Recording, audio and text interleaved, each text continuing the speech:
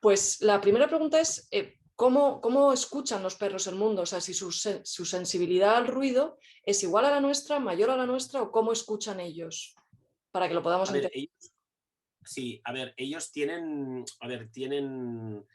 am, la diferencia fundamental que hay entre el oído del perro y el oído humano no se encuentra tanto en la intensidad. A veces pues pensamos que ellos, a veces se dice, bueno, un sonido que nosotros escuchamos, pues que nosotros oímos a un determinado volumen, ellos lo oyen 10 veces más potente. No está ahí tanto la diferencia, sino que la diferencia sobre todo la encuentras en el rango de frecuencias que ellos pueden percibir a diferencia del que nosotros podemos percibir. Para entendernos, la frecuencia del sonido, que es lo que diferencia pues, los sonidos graves de los sonidos agudos, dicho coloquialmente, pues en el oído humano normalmente se mueve entre los 20 hercios, que serían los sonidos más graves, los de menor frecuencia, a supuestamente los 20.000 hercios. Sería el límite prácticamente absoluto del oído humano, Ujú. aunque te decía supuestamente porque con la edad este límite superior se va reduciendo y, por ejemplo, pues personas de cincuentonas ya como yo, pues probablemente ya no pasamos de 15 o 16.000 hercios. Ese sería, vamos a decir, el rango de frecuencias que nosotros podemos percibir. En los perros ese rango de frecuencias, sobre todo por el extremo de las frecuencias altas, se Sí, extiende muchísimo y ellos pueden vale. percibir sonidos perfectamente más allá de los 20.000 hercios, que son lo que nosotros ya consideraríamos o ya etiquetaríamos como ultrasonidos, ¿no? Vale. Pues ellos serían capaces de detectarlos. ¿Qué ocurre? Que realmente con aquello que normalmente provoca los problemas con los petardos, con los truenos, estamos hablando de rangos de frecuencia que podemos oír tanto nosotros como ellos. Y por lo tanto, la diferencia no está tanto en una mayor sensibilidad absoluta a ese ruido o a ese sonido, sino en la interpretación que hace el perro de esos sonidos, o algunos perros que interpretan que esos sonidos, por una serie de motivos, son una amenaza o son una posible amenaza. Y eso es lo que hace que se pongan en marcha sus mecanismos de alerta, sus mecanismos, digamos, de autodefensa. Es decir, que la diferencia fundamental, Vale. te diría, resumiendo, ¿no? Que no está tanto, que sí que hay diferencias, es decir, ellos tienen un oído más fino, más agudo que el nuestro, pero lo que hace que reaccionen de esa manera no es tanto el ser más sensibles de manera absoluta al sonido, sino el hecho de cómo perciben, de cómo interpretan ese mensaje o esa información auditiva. Entonces, no sé si tiene sentido la siguiente pregunta, que era si algunas razas son más sensibles que otras. A lo mejor no es sensible necesariamente al ruido, pero sí puede ser más nervioso. O sea, es decir, le afecta la sensibilidad extrema a los ruidos, o no sé si tiene un nombre exacto este problema, Sí, le sí, sí. afecta más a unas... ¿Cómo? Sí, sí, no, déjame, que es una pregunta muy interesante y para podértela contestar bien, casi te haría una previa, ¿no? Vale. Me gustaría hacerte una consideración previa que es eh, que, claro, em, la, la- a veces incluimos en una misma categoría, decimos problemas con los ruidos, ¿no? Sí. Y aquí te haría una comparativa, o te podría hacer una comparación con algo, por ejemplo, que a las personas nos suele provocar una cierta, te diría, nos suele muchas veces provocar o rechazo o evitación, ¿no? Te ¿Mm? pondría dos ejemplos. Uno son las alturas, Sí. y otro es muy relacionado con ese, y otro es, por ejemplo, pues viajar en avión, ¿no? Aunque Vale. ahora, pues, Yo, aunque ahora es algo que sí, no ahora, podemos ahora hacer. al revés, lo deseamos todos, pero las Ahora no, alturas yo, por ejemplo, exacto, las odio, sí. exacto. Pues fíjate que incluso entre nosotros, en nuestra propia especie, en general, cuando tú dices, oye, las alturas son un problema o suelen ser algo que provoca como mínimo miedo o un cierto respeto, y la verdad es que podríamos decir que sí, que es uno de los es uno de los miedos habituales en nuestra especie, ¿no? Como puede ser, por ejemplo, pues subir en avión, o como puede ser, por ejemplo, un lugar muy oscuro, ¿no? Un lugar muy oscuro, pues en general la oscuridad no nos gusta como animales, ¿no? Como especie. Ahora bien, la siguiente consideración es, hombre, hay una diferencia entre aquella persona que a lo mejor se asoma a un balcón y dice, uy, no me gusta lo que estoy viendo, no me siento tranquilo.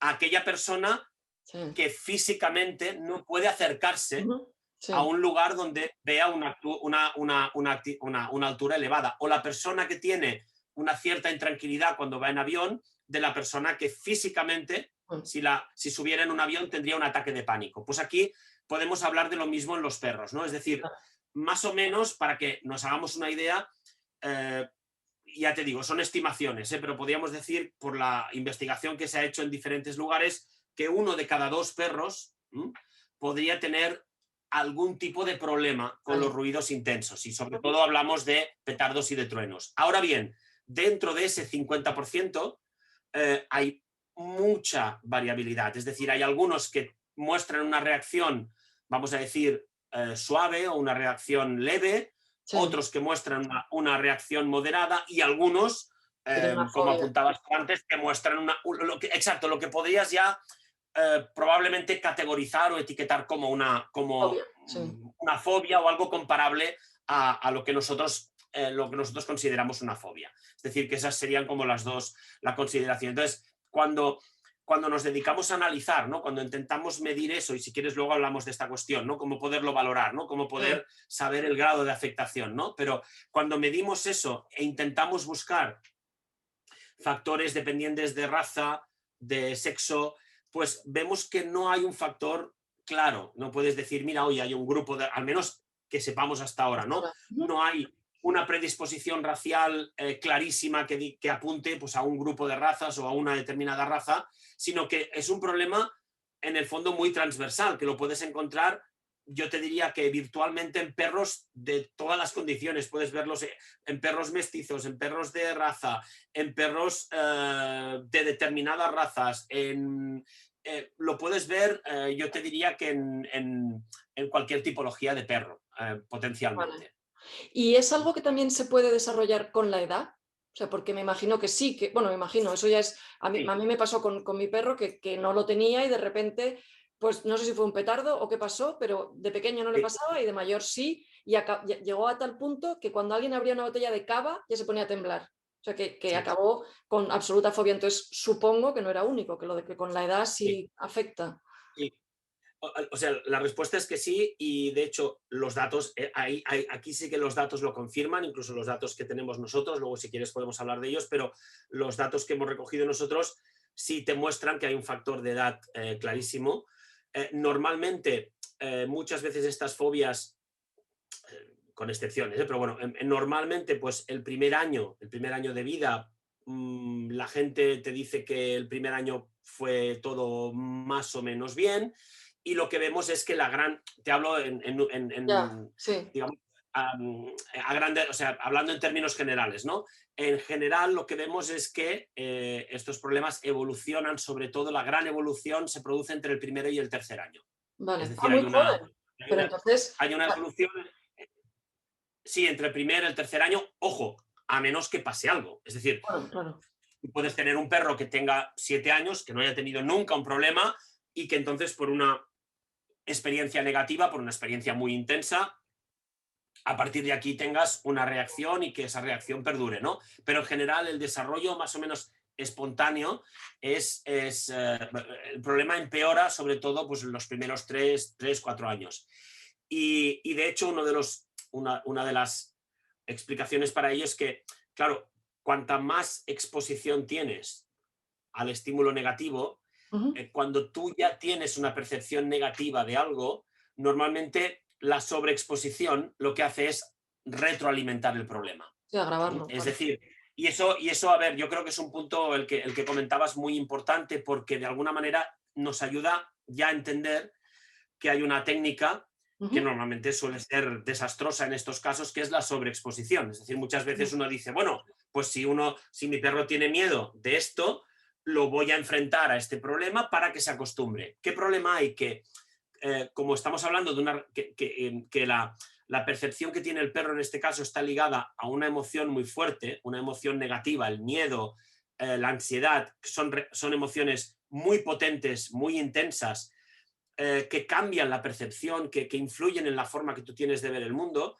¿Qué ocurre? Que cuando el perro se enfrenta a esa situación, no está en un estado neutro, no está simplemente aprendiendo, vamos a decir, de una forma reposada, de una forma tranquila, sino que como en ese momento ya está experimentando una situación negativa, la sobreexposición lo que suele hacer es retroalimentar el problema, y el perro, digamos que sale de esa nueva exposición muchas veces peor de lo que estaba Claro, claro. antes de entrar. ¿Y qué podemos hacer, por ejemplo, o sea, en el caso de un cachorro que ha llegado a casa y, o sea, para intentar evitar que de 1 a 3 años desarrolle este problema? ¿Qué podemos hacer para no, en fin, qué podemos hacer? Porque no Sí, sé, a no sé. ver, lo que, si quieres, si realmente uno se plantea una estrategia preventiva,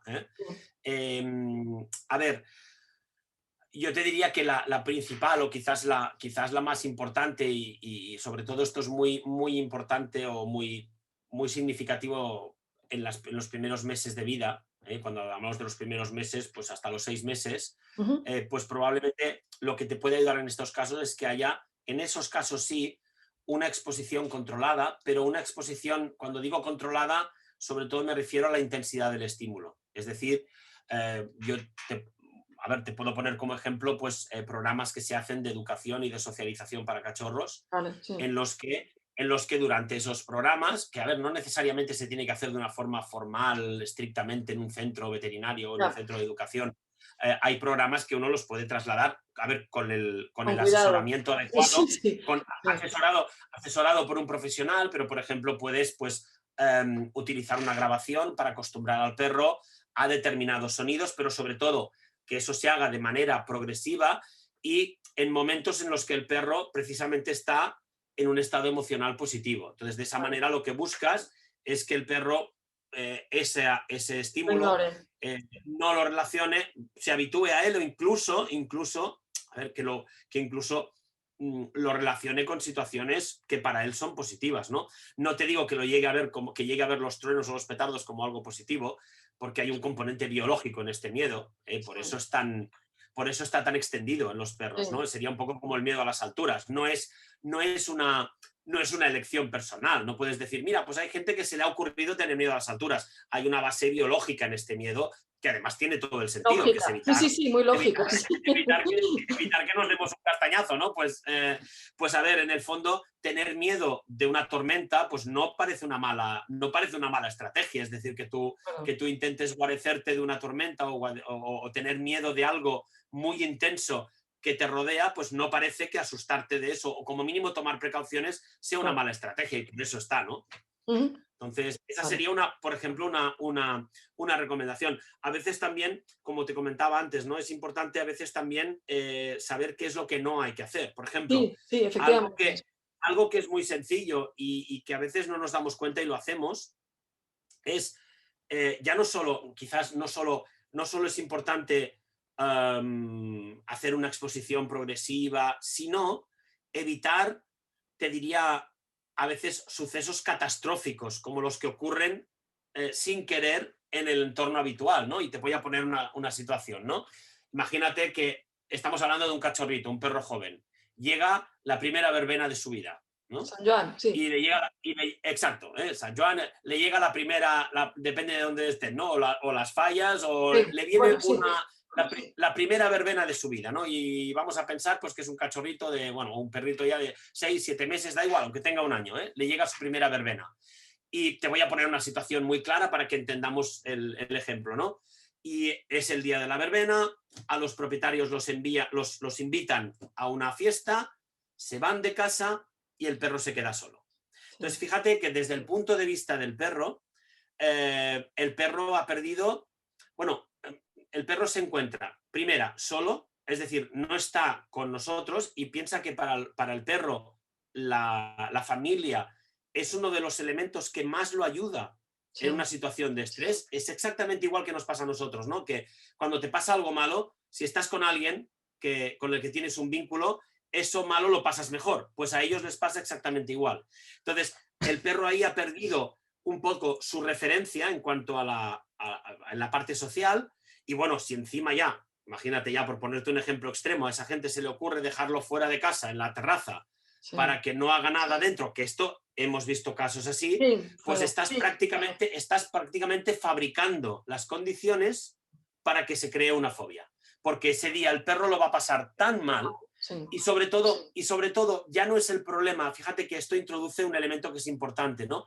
Y es que en esa situación de dificultad el perro no tiene capacidad, no tiene capacidad para controlarla, no puede hacer nada que le permita al menos minimizar esa situación, ¿no? A lo mejor, si nosotros estuviéramos en casa, el hecho de estar con nosotros ante el mismo estímulo lo haría sentir más tranquilo. A lo mejor él decidiría, uy, esto es horrible, me voy a la habitación esta que hay que no tiene ventanas y que me meto debajo de la cama, que ahí parece que suena menos, y eso a lo mejor es, te diré, suficiente como para paliar un poco el impacto que eso podría tener. Es decir, que hay una recomendación muy, muy fácil, volviendo un poco al principio, haciéndote un poco de resumen de la pregunta, ¿no? Que me he enrollado mucho, pero por No, ejemplo, pero es todo ello súper útil, todo ello muy interesante y muy útil.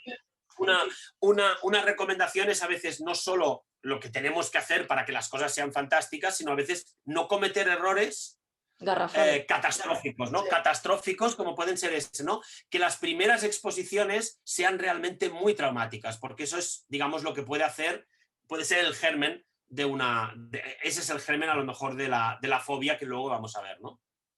Y en el caso, por ejemplo, que hemos adoptado un perro ya adulto y es igual su primera verbena, o porque luego ya hablamos de cuando tienes unos meses para preparar esa primera exposición al ruido, pero digamos que queda poco tiempo, no vas a poder trabajar previamente para habituarle de ninguna manera. Cuando es un perro adulto, ¿qué no podemos hacer? Porque, por ejemplo, hay gente que decía que no era bueno acariciar demasiado al perro, o que, en fin, se han dicho muchas cosas, algunas bastante bestias. Pero ¿qué es lo que deberíamos hacer en el día preciso, tanto en casa como en la calle? Porque hay veces que te pegas unos sustos, bueno, se los pega el pobre perro, porque están tirando bombetas o cosas cuando estás andando por la calle, y bueno, primero que es un peligro porque el perro puede salir corriendo, pero no sé si hay manera no sé cómo se puede ayudar a un perro que sabes, que sospechas que lo puede pasar mal, pero no lo sabes. A ver, yo te diría que en general, y por la experiencia que tenemos acumulada, preparando mínimamente las cosas, es decir, se pueden hacer, y te hablo de manera paliativa, es decir, solo simplemente de manera paliativa, entre muchas veces no hacer nada o no preparar las cosas y prepararlas mínimamente, puede haber una diferencia abismal. Es decir, Bueno. vamos a poner ejemplos, ¿no? La primera cosa que te diría, que es una cosa que se puede trabajar muy bien y que la gente puede hacer bien. Nosotros incluso, mira, hicimos un vídeo hace tiempo para poder explicarle a la gente cómo hacerlo, y lo tenemos en YouTube, o sea, es un vídeo de libre Lo busco acceso. y lo añado Sí, cuando comparta. luego te Genial. lo paso, sí. Vale. Pues, digamos, hay una serie de recomendaciones, pero básicamente esa preparación puede ser, pues, no tiene que ser ni tan solo un año antes, es decir, un mes antes de, imagínate, ¿no? La verbena, ¿no? La temporada que uno espera que hayan petardos, ¿no? Um, eh, por ejemplo, trabajar el concepto de la zona segura, de la zona de protección, que eso es algo que con un poquito de asesoramiento se puede trabajar bien, para entendernos, ¿no? Para dar una imagen general, o una imagen de lo que estamos diciendo, ¿no? Al principio, aquello que decíamos que a las personas nos da miedo a veces la oscuridad, ¿no? O nos puede dar miedo los lugares cerrados, la oscuridad. El perro que tiene un antepasado, ¿no? o que viene de tiene unos antepasados que precisamente son animales de guarida, de madriguera, pues parece ser que el hecho de encontrar un espacio relativamente protegido, incluso oscuro, les transmite tranquilidad. Pero muchos perros, digamos que este instinto podrías decir que lo tienen, pero no se han dado cuenta de que lo tienen, o no saben utilizarlo. Entonces hay que explicarles lo que es, o enseñarles a utilizar una zona de seguridad. Entonces es algo tan sencillo como unas semanas antes. Esto se tiene siempre que hacer previamente porque requiere un cierto tiempo. Unas semanas antes uno lo puede acostumbrar a entrar dentro de una zona que puede ser un transportín modificado, en la cual el perro tiene que aprender que esa zona está asociada a relajación, a tranquilidad, a cosas positivas. Y con eso le das una estrategia para que el día que se ve muy asustado sepa qué hacer. No le estás, evidentemente no estás eliminando los petardos, pero de alguna manera él ha encontrado algo que le ayuda a minimizar el impacto y eso marca muchísimo la diferencia. Por ejemplo, nosotros establecemos, y lo hemos visto, que hay una diferencia muy importante clínicamente entre, imagínate, dos perfiles de perro, que la gente que tiene perros con este problema reconocerá fácilmente. Uno es el perro que ante los petardos, ante los truenos, no sabe literalmente qué hacer, empieza a dar vueltas por la casa, mostrando muchas señales de ansiedad, va de un sitio a otro, ladra, rasca una puerta, va a buscar al dueño, tiene una conducta incluso, podrías decir, muy desorganizada, que esta es una de las señales, además, propias de a veces la ansiedad de grado muy alto, que al final la conducta se desestructura, ¿no? Y en cambio hay perros que ante estas señales se asustan porque no les gusta lo que está pasando, pero directamente se van a una zona que ellos ya tienen identificada, se esconden y se quedan allí hasta que pasa todo. A ver, no lo está pasando bien nadie aquí, ¿vale? Pero probablemente, desde un punto de vista biológico, la segunda opción es más adaptativa. La segunda opción, digamos, al final es una mejor adaptación que no la primera. Entonces, esa búsqueda de la zona de seguridad, esa estrategia de afrontamiento, se la podemos explicar al perro, se la podemos enseñar, ¿no? Luego también le damos mucha importancia a cómo trabajamos la zona de seguridad. Por ejemplo, no es lo mismo un transportín tal cual, nos lo venden de plástico, que tiene muchísima resonancia, por ejemplo, interna, que un transportín, por ejemplo, al que has, sin entorpecer la ventilación, pero que has cubierto, por ejemplo, con mantas, que haces que esté aislado acústicamente, ¿no? Hay una serie de cosas, de acciones que podemos hacer que marcan muchísimo la diferencia. Entonces, esta sería la primera, enseñar al perro a utilizar una zona de seguridad, un espacio de seguridad. El mismo día, si tú sabes que los petardos tienen fecha y hora, ¿no? Dices, esta noche es cuando tenemos toca el lío, ¿no? Pues ahí lo que puedes hacer, hay muchas recomendaciones, ¿no? Una es que antes de la verbena, ¿no? Antes de la verbena, hacer un buen paseo con mucho ejercicio. A ver, antes comentabas una cosa que es muy importante. Si podemos garantizar que el paseo sea de calidad. Es decir, porque si aquel mismo día decimos es que voy a salir a la calle y me voy a encontrar un petardo en cada esquina, pues a lo mejor entonces incluso es mejor no salir a la calle aquel día. A veces, a ver, te digo para dar ideas, no sé, podemos decirte casos, por ejemplo, donde para evitar esto, la persona que está a cargo del perro directamente lo que ha hecho es bajar al parking o entrar en el parking, entrar dentro del coche, salir de casa en el coche, ir a una zona donde no hay nadie. Si es que tienen esa zona más cerca, ¿no? Es una zona de montaña, una zona de más, digamos, de más verde, en la que no haya tanto lío o no haya lío, y ahí hacer el ejercicio, el ejercicio más de o calidad. Levantarte a las, me da igual, 6 de la mañana y dar el paseo antes de que estén despiertos todos los pesados que tiran petardos. No, sí, o sea, eso está claro. Exacto. Que hay zonas de la ciudad que es muy complicado. Exacto. Entonces, una vez en casa, también pues hay otra serie de elementos. Hombre, en la medida de lo posible, aquí no queremos evidentemente determinar el estilo de vida de nadie, pero hombre, nosotros como veterinario, yo sí que te diría que, hombre, pues si sabemos que el perro puede tener un problema o que ya lo tiene, no es la mejor idea dejarlo solo el día de la verbena. No, está claro. Entonces es mejor, sí. Y luego, claro, no te he mencionado, pero bueno, ya eso sí que todo el mundo lo conoce bien, en casos donde la reacción es muy intensa, el miedo es muy intenso, hay muchísima ansiedad, a veces, a pesar de todas estas, vamos a decir, pautas, y alguna que me habré dejado a pesar de estas pautas, vamos a decir, de manejo, de manipulación del entorno, a veces sí que puede ser indicado, siempre de acuerdo con el veterinario, utilizar una terapia biológica Sí. Y en las terapias biológicas no solo nos referimos a, cuando hablamos de terapias biológicas, básicamente hablamos de feromonas Y las sintéticas. feromonas, es lo que te iba a eh, preguntar. Y luego también las camisas estas Thunder Shirt que usa alguna gente, sí, no sé si las recomendáis o no, yo sé de alguna gente que le funciona muy bien, a otros no. Luego hay como sí, variantes, hay gente que usa vendas o camisetas y demás, no sé si sirve para algo o no. sí. A ver, esto es complicado porque en cualquier intervención que hagas, siempre a uno le queda la duda de si lo que estás haciendo funciona o no funciona. Esa es una duda que la tenemos los veterinarios, los médicos, los psicólogos, cualquier profesional que trata con problemas humanos o con problemas animales, ¿no? Y el motivo es uno, y es que, y además, esto es algo que hace unos años no lo sabíamos o no lo habíamos medido en los animales, ¿no? Pero el famoso efecto placebo, Sí, que nos pasa a las personas, que te dicen que te dan una pastilla no que tiene no nada de contiene nada más que azúcar, pero te dicen que aquello te va a hacer sentir mejor o te va a eliminar o te va a reducir el dolor, o y pues funciona. Sí. resulta que por la fe que tienes en el tratamiento, esa se traslada en una percepción, ojo, en una percepción honesta de que estás mejor, ¿no? Sí, sí, Y a ver, y es un efecto, a ver, y tiene su valor el efecto placebo, porque al sí, final, bueno, pues sí. te sirve a ti para sentirte mejor, ¿no?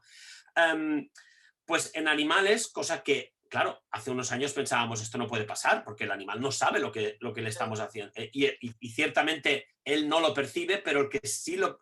O sea, pero el propietario, la familia, sí que son, digamos, están expuestos al efecto placebo. Y a veces tú puedes recomendar algo y la familia te dice objetivamente que el perro está mejor.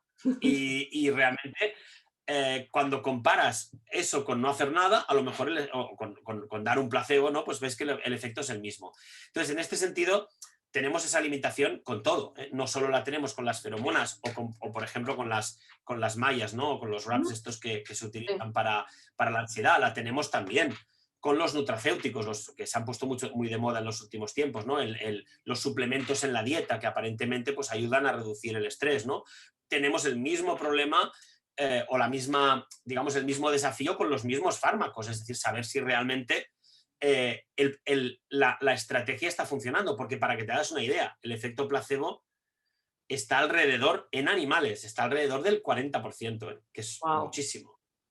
No estamos hablando de un 5%, es un 40%, por lo tanto, ¿no? Lo que me decías antes, si, Qué pasada. si de cada 10 personas y pruebo una cosa nueva y 5 me dicen que les va bien y 5 me dicen que les va mal, pues, o que no les ha hecho Oh, nada, pues no sé si aquello está funcionando o no. claro. Entonces, nosotros en general, a ver, en general, una de las, a ver, hay estudios pues que sí que te indican que las feromonas, por ejemplo, o ciertos nutracéuticos, ciertos complementos de la dieta o ciertos fármacos, pues tienen un efecto medido, ¿no? Y contrastado con el posible efecto placebo, tienen un efecto en casos, por ejemplo, de sensibilidad a los ruidos, ¿no? De reactividad ante los ruidos, ¿no?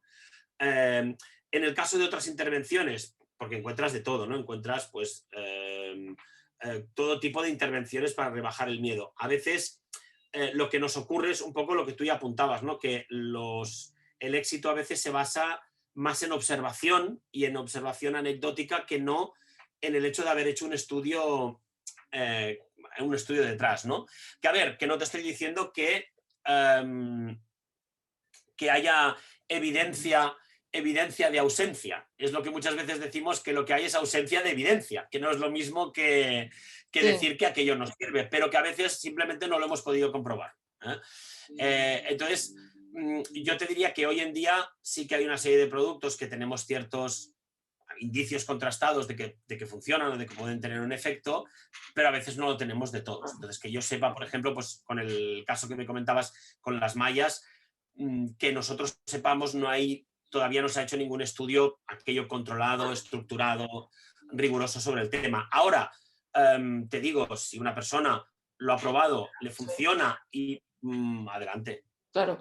¿Y qué es lo que no? O sea, porque si tú ves, si tu perro está temblando o pues bueno, si está escondido, más vale que supongo que lo mejor es dejarlo, pero o sea, aparte de no irte de casa y estar a ser posible cerca para saber, para que tu perro no se sienta solo, qué cosas no debemos hacer. O sea, qué cosas pueden empeorar el problema estando nosotros delante. Vale, mira, la primera yo te diría, bueno, es muy obvia, pero vale la pena tenerla en cuenta, Sí, el castigo. seguro, sí, eso ¿Mm? sí, sí. Y te digo, a ver, y cuando te digo el castigo, no me refiero a que, no solo me refiero a un castigo activo, porque el Ya, castigo al final, el castigo no te lo tienes que mirar desde el punto de vista de solo la intención que nosotros tenemos de castigar, sino ujú, la percepción que tiene el perro. vale, ujú, Entonces, si por ejemplo yo soy el perro y estoy muy asustado y me da por ladrar sí, o me da por rascar la puerta y tú te enfadas, pero tú estás enfadada, probablemente no me estás intentando castigar, pero te enfadas ya, porque a sí, veces la situación te supera y tú eres la primera que pierdes los nervios. Bueno, yo eso lo voy a percibir de una manera muy negativa. Yo me voy a dar cuenta de que tú estás enfadada, de que estás en una situación muy parecida a cuando a lo mejor te has enfadado de verdad conmigo por algo y por lo tanto yo eso lo voy a interpretar como una situación negativa. Entonces, en general, eh, hemos de intentar dentro de lo posible controlar la reacción que tengamos, porque si el perro nos ve enfadados, irritados, agitados, literalmente perdiendo el control, pues eso evidentemente un va a efecto subir, positivo no tiene. claro. Exactamente, eso va a empeorar las cosas. Tenemos que intentar de alguna manera, a ver, y esto es muy fácil pedirlo, Sí, es muy cuando no fácil tienes a un perro ladrando decirlo, loco sí, sí, no, no, está sí, claro. sí, a ver, lo que tenemos que intentar es desviar la atención. Es decir, por ejemplo, a veces, pues decir, oye, pues a lo mejor, ¿dónde está aquella habitación de la casa donde realmente esto se percibe menos? Donde puedo cerrar las persianas, donde puedo reducir el impacto, puedo reducir el impacto de lo que está ocurriendo, pues me voy allí con mi perro. O sea, voy allí, lo acompaño hasta allí, porque a veces el perro puede encontrarse, que eso lo hemos visto también, puede encontrarse en una disyuntiva y decir, oye, a mí me han enseñado a usar la zona de seguridad, pero a mí estar con ellos también me tranquiliza. Y resulta que la zona de seguridad la tengo aquí y a Y ellos ellos los tengo están ahí, allí. claro, Y a veces tienes perros que van de un lado a otro. claro. Entonces, a veces va bien, pues durante un tiempo, ir a la zona de seguridad, estar con él, que vea que la situación está más controlada, que no hay tanto ruido aquí, que además estoy con aquel o con aquella que siento que me protege, esperar ahí un rato, acompañar al perro, te decía no perder los nervios, a veces, dependiendo de la intensidad del caso, ¿no? Intentar desviar, es decir, por ejemplo, en un momento en el que el perro esté más tranquilo, se distraiga, intentar iniciar una sesión de juego para que realmente el perro se ponga entre en otro estado mental. Es decir, que eso son cosas que las podemos hacer y nos pueden guiar también porque también esto digamos que es como un menú general, ¿no? Pero después cada perro pues tiene, pues elige cuáles son o tenemos que elegir cuáles son los elementos de ese menú que funcionan mejor para cada perro. Vale. Y aparte de no, o sea, ¿hay alguna cosa más que no debamos hacer? Aparte de no perder los nervios, que es la básica. O sea, porque pensando Um, en perro, o sea, acompañarle, os lo he dicho, acariciar es un problema, porque hay gente que sigue pensando a que ver, acariciar puede ser malo. esto ha habido muchísimo debate y te diría Sí, que lo sé. todavía no es un debate cerrado. ¿Eh? La visión, digamos, conductista de toda la vida Ujú. era que si tú premiabas el miedo, Lo bueno, fomentabas, sí, sí. sí, que de hecho, bueno, uno de los elementos que se ha discutido más es que, bueno, que es una emoción y que las emociones pues no funcionan de otra manera. Pero bueno, yo te diría que en general el consenso que hay hoy en día entre muchos especialistas, entre los cuales estamos nosotros, es que si niegas atención al perro, a ver, tú eres un punto de apoyo para el perro y por lo tanto negarle atención podría incluso tener el efecto contrario. Otra cosa es que tú tengas presencia, es decir, tú tienes que tener presencia, el perro tiene que ver que tú estás allí, pero tú puedes modular también lo que está pasando. Es Claro, decir, yo te sí. diría que si mi perro se acerca, pues yo le puedo decir tranquilo, no pasa nada, que vea que estoy con él, pero que Tranquilo. estoy tranquilo y entonces sí, aprovechar los momentos en los que yo veo que el perro a lo mejor se relaja, aunque sea un poco, Ujú. y ahí sí que puedo reforzar su comportamiento, ¿no? A veces lo que, lo que, digamos, pero siempre intentando transmitir esta calma que te decía antes, ¿no? Transmitiendo tranquilidad, transmitiendo precisamente lo que espera el perro de nosotros, ¿no? Un punto de apoyo, ¿no? Un punto de apoyo y no una persona que está, a veces está más preocupado que yo, ¿no? O parece más preocupado que yo, ¿no? Vale. Y una cosa, no sé si esto se va a cortar, porque como tengo la versión gratuita de Zoom, pero bueno, entonces, para los perros que ya sabemos que lo pasan mal, ¿hay alguna estrategia a lo largo del año que podamos hacer? Porque o sea, todo lo que me Sí, explicas para los días sí, previos o el mes previo, sí, pero a lo largo del a año, ver, sin pasarnos. muy resumido, eso sí que, por ejemplo, de la mano de un veterinario, Ujú. un veterinario especialista, incluso que trabaje pues, de la mano de un educador canino, ahí se puede, digamos, en el momento en el que en temporada baja, cuando no Sí. tenemos, por ejemplo, ahora es un buen momento, el invierno, a partir de final de verano ya todo lo que es desde octubre hasta marzo, te diría que es un buen momento. Um, uh, se puede hacer se puede poner en marcha un programa de desensibilización, ¿no? Que básicamente lo que hace, digamos, se estructura en varias fases, lo que hace es exponer al perro a intensidades crecientes de los sonidos que le suponen un problema. Para algunos pacientes son los petardos, para otros los truenos, para otros los petardos y los truenos, y para otros pueden ser, aunque no sea el tema de hoy, pues el sonido del tráfico, el sonido de un camión. Se expone, como te decía, exponemos, como te decía, al perro a esos sonidos de manera progresiva y sobre todo asegurándonos de que el perro durante la exposición está en un estado emocional positivo. Vale. ¿Qué supone los titulares, ¿no? De este tipo de programa? Porque el programa luego lo tienes que individualizar digamos, pensando en las particularidades de cada paciente, ¿no? Pero, ¿cuáles serían los titulares, ¿no? del programa?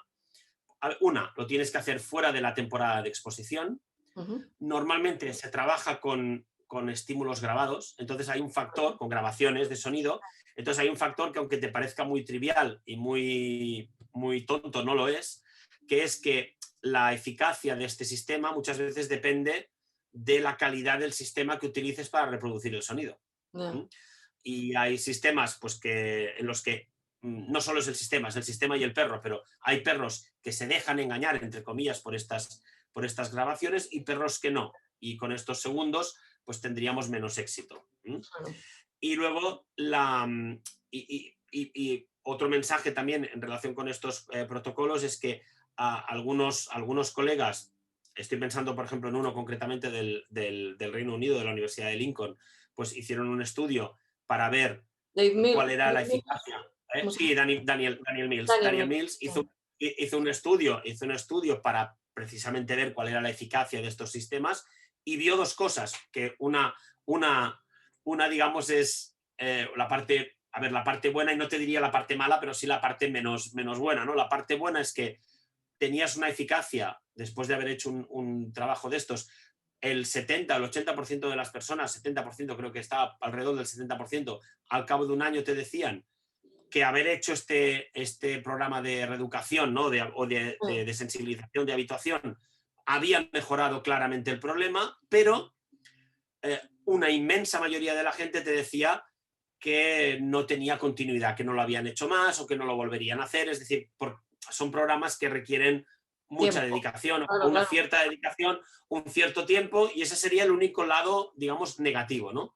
Pero pero te diría que esa es la única, esa sería la estrategia que tú puedes poner en marcha entre episodios, ¿no?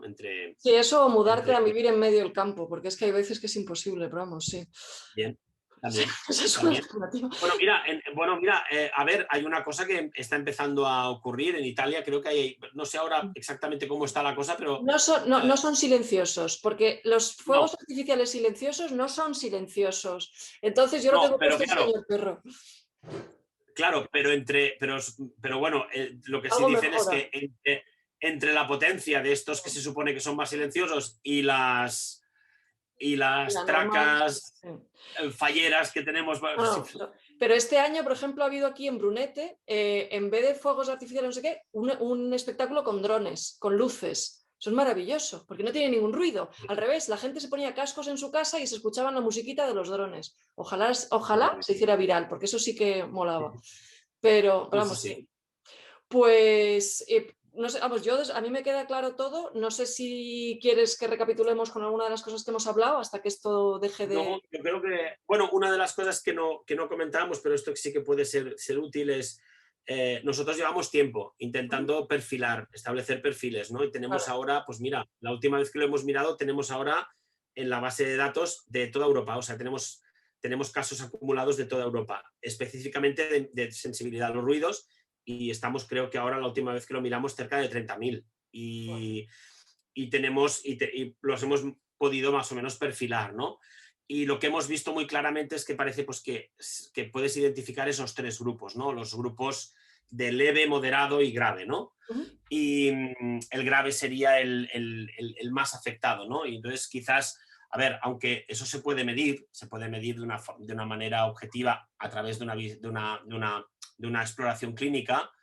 El grupo grave, para que la gente los pueda identificar, son perros que tienen, por un lado, reacciones muy intensas al ruido, que eso ya es lo que podíamos esperar de una afectación grave, pero luego se ven otros dos elementos que pueden ayudar. Uno es que el animal anticipa mucho la llegada del sonido, es decir, Vale. esa persona te dice, no, es que los días antes, los Ya está días pasando lo anteriores más. a la verbena, sí, o en el caso de las tormentas, te dicen, el perro, el día que está nublado o el día que llueve ya empieza a mostrar señales de ansiedad.